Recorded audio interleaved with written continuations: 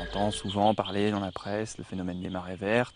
L'agriculture est souvent accusée en Bretagne d'être responsable. Je vais dire que je suis un petit peu quand même l'exemple que la Bretagne agricole bouge.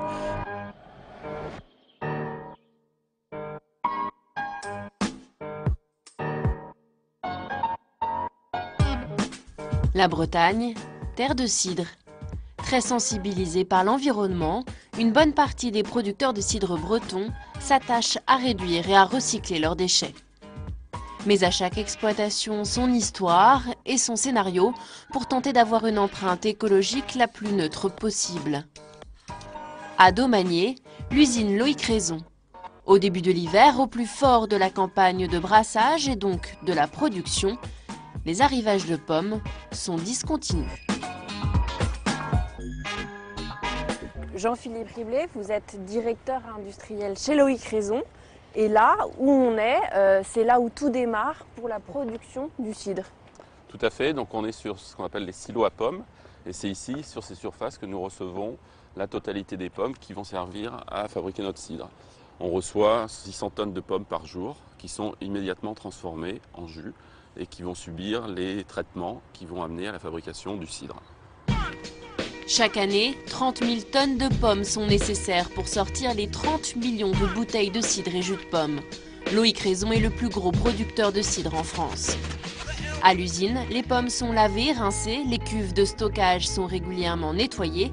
Ces eaux de lavage et de rinçage constituent les effluents, soit les déchets de la production de cidre.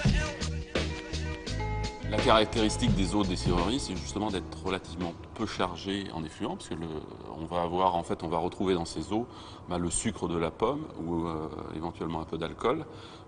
Il y a très peu d'azote, il n'y a pas de matière grasse. Donc ce sont des eaux qui sont relativement peu polluées, mais qui ne pourraient pas être rejetées directement dans une rivière, parce que là, on apporterait de la matière organique qui serait un gros handicap pour la rivière. C'est important pour une entreprise comme celle-là, Loïc Raison, en Bretagne, d'avoir conscience de la pollution et de l'impact sur l'environnement, d'avoir autour de la problématique de l'eau. C'est important parce qu'on est un acteur de l'activité économique locale et bretonne. Et on ne peut pas se permettre de générer des flux polluants. Donc ça fait très longtemps que dans cette usine, on a appris à gérer en fait les effluents et que ces effluents sont valorisés donc, sur des terres agricoles pour venir alimenter en fait, les plantes pendant la saison où elles ont besoin de nutriments et d'eau. Et pour recycler ces déchets, Loïc Raison travaille depuis plus de 20 ans avec des ingénieurs en environnement. Ils ont mis en place le retraitement spécifique à une production industrielle du cidre. La problématique sur une cidrerie de cette taille-là, c'est les grands volumes d'effluents et qui plus est une forte saisonnalité qui fait que pendant les 3 mois de la campagne de brassage, ces 3 mois d'hiver, on a une quantité d'effluents en volume et en charge qui se multiplie par 4, 5 ou 6, ce qui est beaucoup plus important. Les eaux chargées sont donc stockées dans de profondes lagunes jouxtant l'usine. Valoriser ces effluents, c'est les déverser sur les terres agricoles environnantes. Les matières organiques contenues dans les déchets sont recyclées par les végétaux. C'est coûteux, c'est effectivement l'un des systèmes qui est le moins coûteux. Il n'empêche qu'il y a des coûts logistiques importants, des coûts de mise en place importants. Je vous ai parlé de réseau d'irrigation. On se dessert 200 hectares, donc c'est un très grand réseau de canalisation enterré.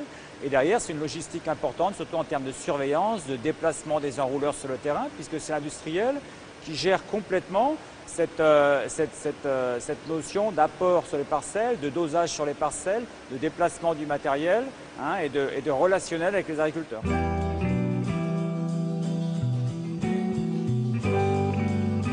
Ici, à quelques kilomètres de Vannes, Didier Nicole, cidrier de père en fils, emploie 7 salariés et produit chaque année 600 000 bouteilles de cidre et de jus de pomme.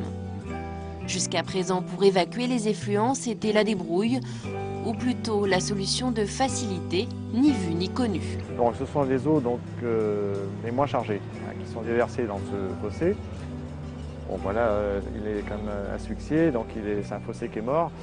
Mais bon, on utilise quand même 1200 mètres cubes d'eau. C'est pour ça que le fossé est un peu asphyxié. C'est pour ça qu'on a pris conscience qu'il fallait traiter ces eaux et donc c'est en cours de réalisation. La gestion des effluents va changer en effet, après notamment des alertes lancées par l'agence de l'eau, mettant en exergue de mauvaises pratiques.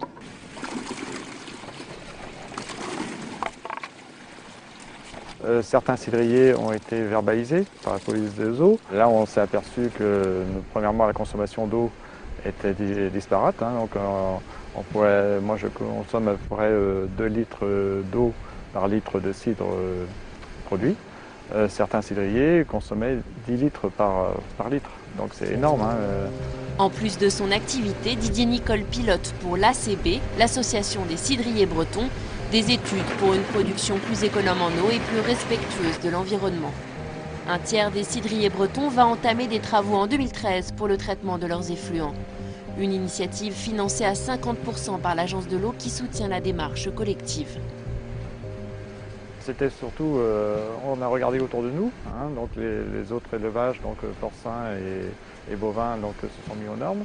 On s'est dit peut-être c'est peut-être à nous aussi, à notre tour, de se mettre aux normes. Moi, je crois que c'est une prise de conscience générale au niveau de la Bretagne. J'ai aussi des enfants, j'ai aussi 2 garçons qui, j'espère, reprennent après moi. Donc, je veux laisser une Bretagne propre.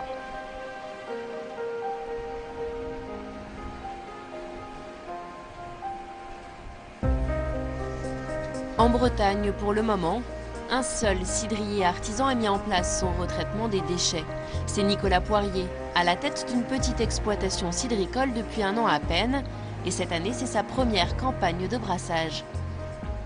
Aujourd'hui, on est en train de presser des pommes, donc réception des pommes dans des caisses en bois, palox. Ensuite, elles sont déversées dans cette trémie, tapis élévateur, triage en haut, ensuite lavage, rinçage, broyage, stockage dans le conquet avant de passer sur le pressoir. Avec ses 3500 pommiers, il produit 30 000 bouteilles de cidre par an. Sa cidrerie est déjà équipée d'un système de canalisation pour recycler ses effluents.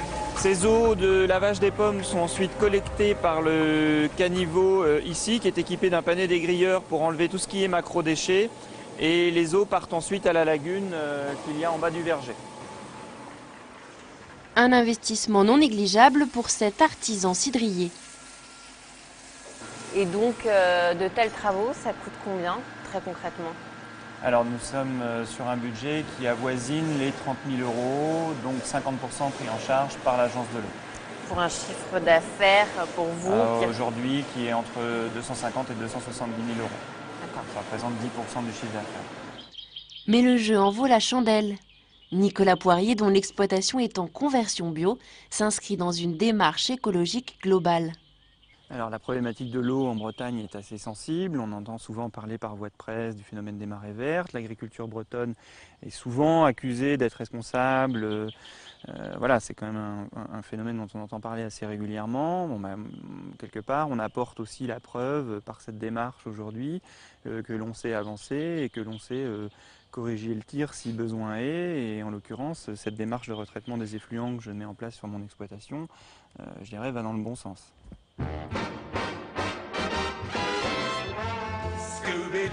C'est la fin de cette émission, vous pouvez la retrouver sur publicsena.fr. Moi, je vous laisse méditer cette citation d'Hubert Reeves. À l'échelle cosmique, l'eau est plus rare que l'or. À bientôt. Je vends des pommes, des poires, et des Scooby-Dooby-Doo.